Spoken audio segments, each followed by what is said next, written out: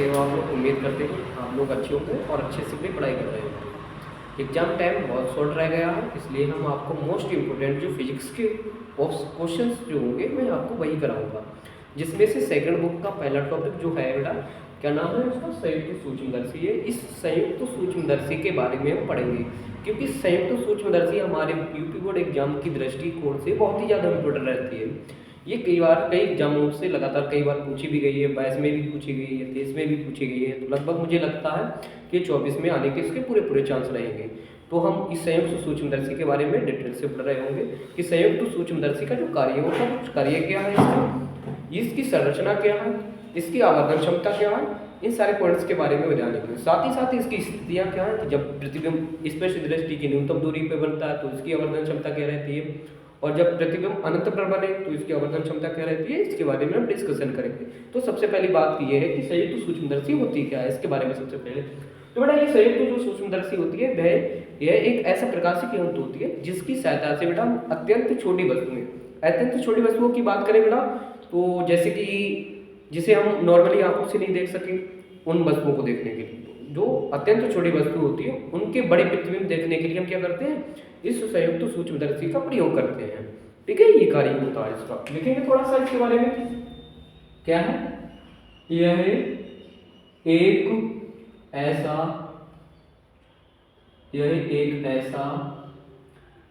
प्रकाशिक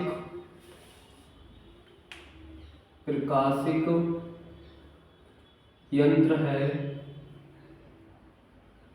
जिसकी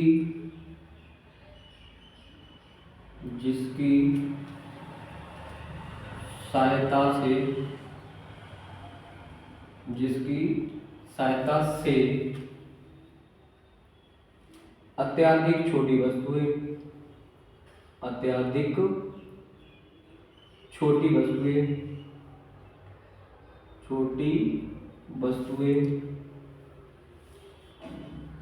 जैसे छोटी वस्तुओं के बड़े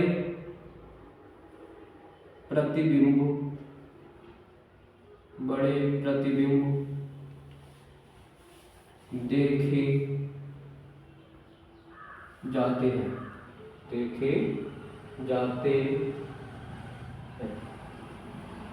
ठीक है, तो इसका जो कार्य होता है, संयुक्त सूक्ष्मदर्शी का कार्य क्या है, एक बार फिर से रिपीट करते हैं हमने कि संयुक्त सूक्ष्मदर्शी का कार्य क्या। तो देखो, यह एक ऐसा प्रकाशिक यंत्र है जिसकी सहायता से अत्यधिक छोटी वस्तुएं, कैसी अत्यधिक छोटी वस्तुएं के कैसे प्रतिबिंब, बड़े प्रतिबिंब देखे जाते हैं। तो हम बड़े बड़े प्रतिबिंब देखते हैं।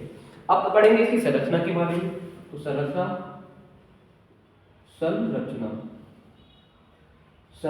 कैसी होती है इसकी, उसके बारे में थोड़ा सा डिस्कशन कर लेंगे। तो इसमें क्या होता है बेटा, सबसे पहले मैं बात करूँ, इसमें दो उत्तल लेंस लगे होते हैं। एक तो बड़ा उत्तल लेंस होता है इस तरीके से,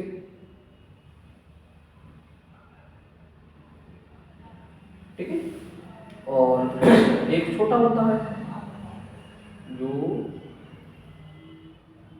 इस तरीके से होता है।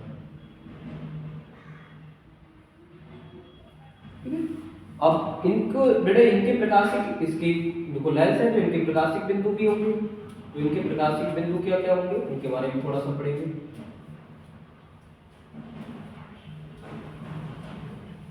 तो इसके प्रकाशिक बिंदु को बोलते हैं बेटा ओ। क्यों बोलते हैं ओ?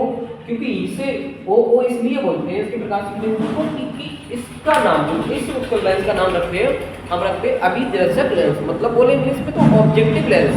ऑब्जेक्टिव लेंस अपने बोलते हैं इसे। तो ऑब्जेक्टिव लेंस इसे इसलिए बोलते हैं क्योंकि इसको कहाँ रखा जाता है, वस्तु की तरफ रखा जाता है। इस लेंस का जो मुहाना रहता है, मुंह रहता है इस वाले जो लेंस का, वो वस्तु की तरफ रहता है। इस वजह से इस लेंस को बोलते हैं अभिदर्शक लेंस या ऑब्जेक्टिव लेंस। ठीक है, और इसके प्रकाशिक बिंदु को जो बोलते हैं, प्रकाशिक केंद्र को बोलते हैं ओ ई।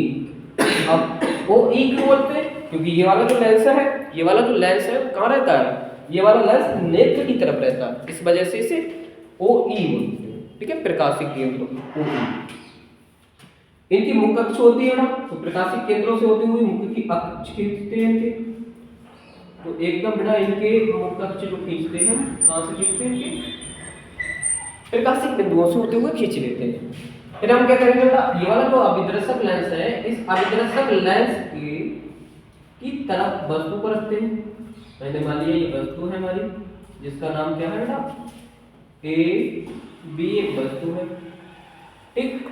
अब इस वस्तु से बेटा किरण चलेगी, तो एक तो प्रकाशिक किरण समांतर आएगी मुख्य अक्ष के समांतर, और आने के बाद टकराएगी, और टकराने के बाद कहां से गुजरेगी बेटा, अब देखो जो समांतर आई हुई किरण है, समांतर आई हुई किरण है, तो बेटा कहां से गुजरेगी, मुख्य अक्ष से गुजरेगी। तो इसका जो ओ के जो प्रकाशिक केंद्र, मतलब ये वाला जो ऑब्जेक्टिव लेंस है, इसका जो प्रकाशिक बिंदु मतलब फोकस बिंदु है, वो यहाँ पे मान लेते हैं, यहाँ पे होगा, इसका नाम है एफ ओ, और तो यहाँ से गुजरेगी बेटा, मतलब मुख्य अक्ष के समांतर आने वाली प्रकाश किरण कहां से गुजरती है, लेंस के फोकस बिंदु से गुजरती है। तो एक तो यहाँ से निकल जाने वाली है, तो जो किरण जाएगी वो एकदम एग्जैक्टली बेटा यहाँ से निकलने वाली है, ठीक। और एक प्रकाशिक जो एक किरण जो आएगी वो प्रकाशिक केंद्र से होते हुए निकलेगी, और ये बेटा ये जो निकलेगी वो इस तरीके से मिलेगी करके, ठीक है, ये इस तरीके से मिलेगी।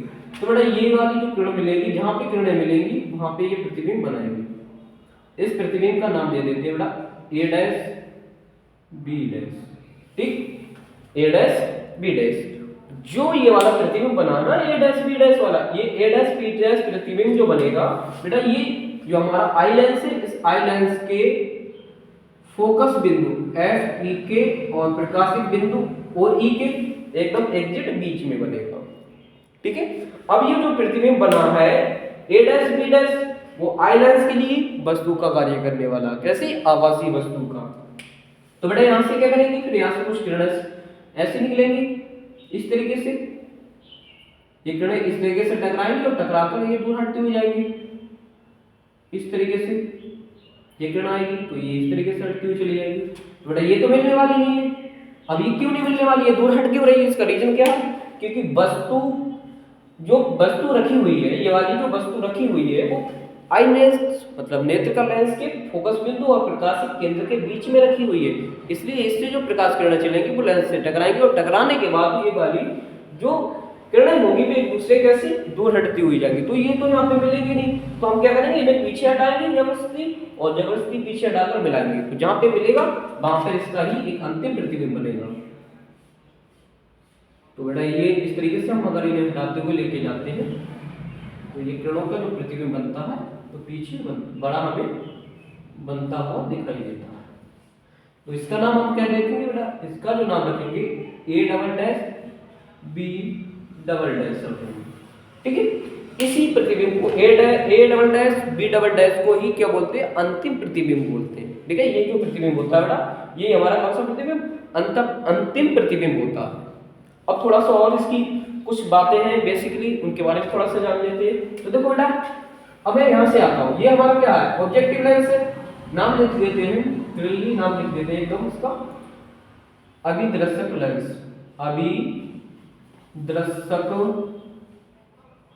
अभिदर्शक लेंस, और इसका नाम बेटा नेत्र का लेंस, नेत्र का लेंस। तो ये अभिदर्शक लेंस, ये नेत्र का लेंस। तो अभिदर्शक लेंस से वस्तु की दूरी को, पहली बात समझो कि लेंस से वस्तु की दूरी को तो लेते हैं u।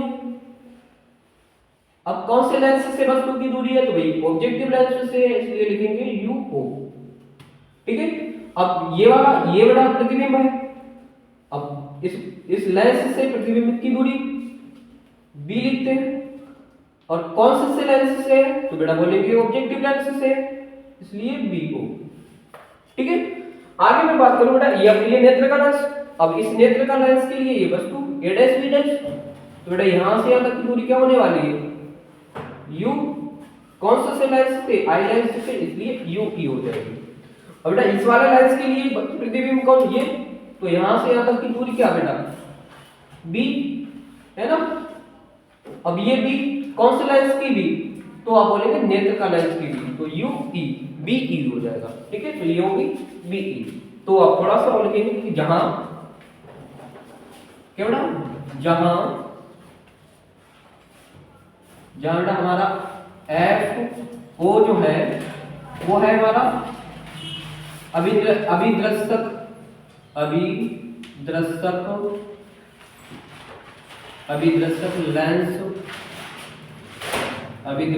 लेंस का फोकस बिंदु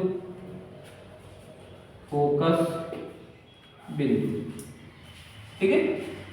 आगे मैं बात करूं यूओ क्या बेटा अभिदृश्यक लेंस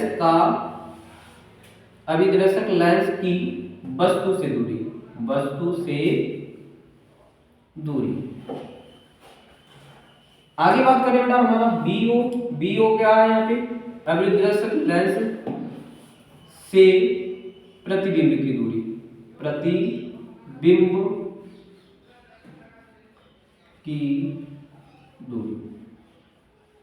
बताओ इतने में कोई किसी को दिक्कत बेटा होनी भी नहीं चाहिए।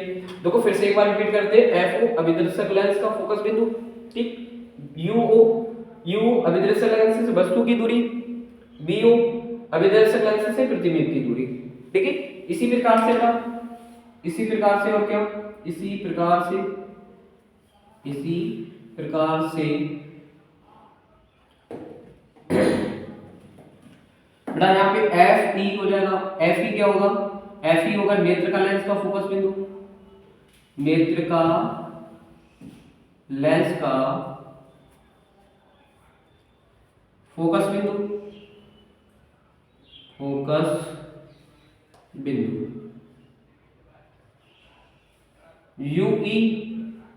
यूई क्या, नेत्र का लेंस से वस्तु की दूरी,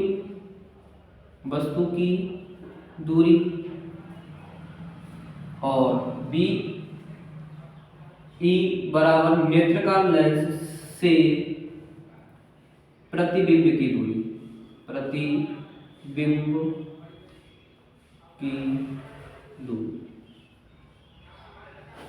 ठीक है। तो इस तरीके से ये वैल्यू भी मैंने लिख रखी है। अब हमें इसके बारे में देखो भाई, अब क्या पढ़ेंगे बेटा, हमने क्या करा, संरचना पढ़ी। संरचना में ये देखा डायग्राम, इसको बारे में समझा कि कहाँ पे कौन सा प्रतिबिंब बनना है, ये सारी वैल्यूज लिखनी थी, एफ ओ क्या बताना चाह रहा, यू ओ क्या बताता है, बी ओ क्या बताता है, ये सारे बारे में डिस्कशन करें। अब थोड़ा सा इसके बारे में लैंग्वेज लिख लेते हैं। तो बेटा इसकी लैंग्वेज क्या होगी, तो बेटा मैं इसके बारे में थोड़ा सा लिखना चाहूँ तो लिखेंगे पॉइंट नंबर 1 क्या होता है, सूक्ष्मदर्शी में संयुक्त सूक्ष्मदर्शी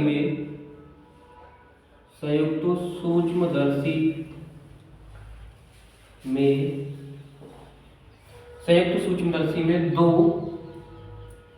उत्तल लेंस लगे होते हैं, दो उत्तल लेंस लगे होते हैं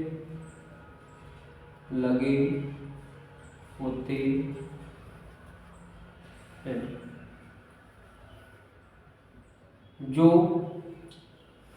वस्तु की ओर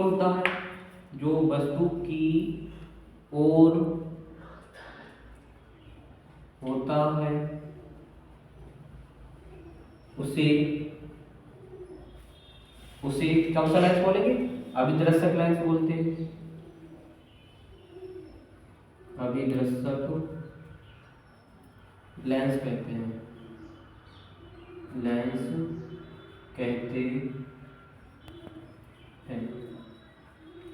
और यह आकार में कैसा होता है, छोटा होता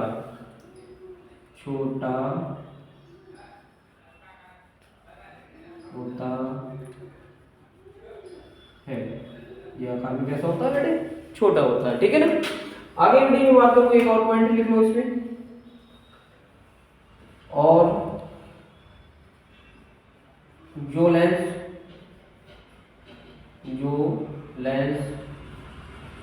आंख की तरफ होता है,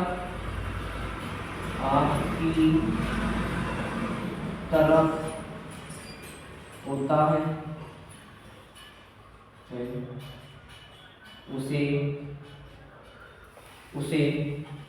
कौन सा लेंस बोलेंगे बेटा, नेत्र का लेंस कहते हैं, उसे नेत्र का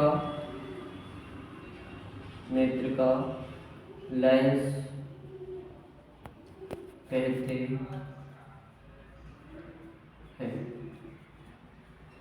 ठीक है बेटा, अब थोड़ा सा क्या करेंगे बेटा, अब थोड़ा इसकी आवर्धन क्षमता के बारे में पढ़ेंगे, है ना। तो इसको आप लोगों ने हो सकता है इसके शॉट ले लीजिए, बैठ जा रहा हूँ थोड़ा दूर के लिए। आई होप कि आपने स्क्रीनशॉट ले लिया होगा। अब मैं इसे इरेज कर देता हूँ। अब क्या पढ़ूंगा, हम इसके आवर्धन क्षमता के बारे में पढ़ेंगे, इसकी आवर्धन क्षमता क्या होती है।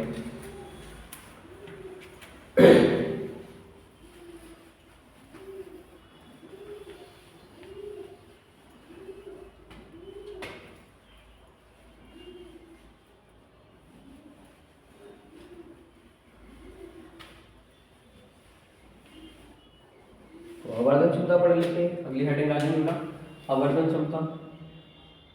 आवर्धन आवर्धन क्षमता, आवर्धन क्षमता को कैपिटल एम बराबर लिखेंगे एम ओ इंटू का एम टी। ज़्यादा एक्सप्लेन करने की कोई ज़रूरत नहीं है, हम शॉर्ट में ही पढ़ लेते हैं इस चीज़ के लिए। तो ये बनेगा एम बराबर में, मैं इसकी बात करूँ तो बी ओ बटे का यू ओ, और इधर की बात करें थोड़ा डी बटे का एफ ई। ये इसकी आवर्धन क्षमता के लिए फार्मूला होगा। इस फार्मूले से बहुत सारे न्यूमेरिकल्स भी निकाल रहे होंगे। Thank you for watching my videos.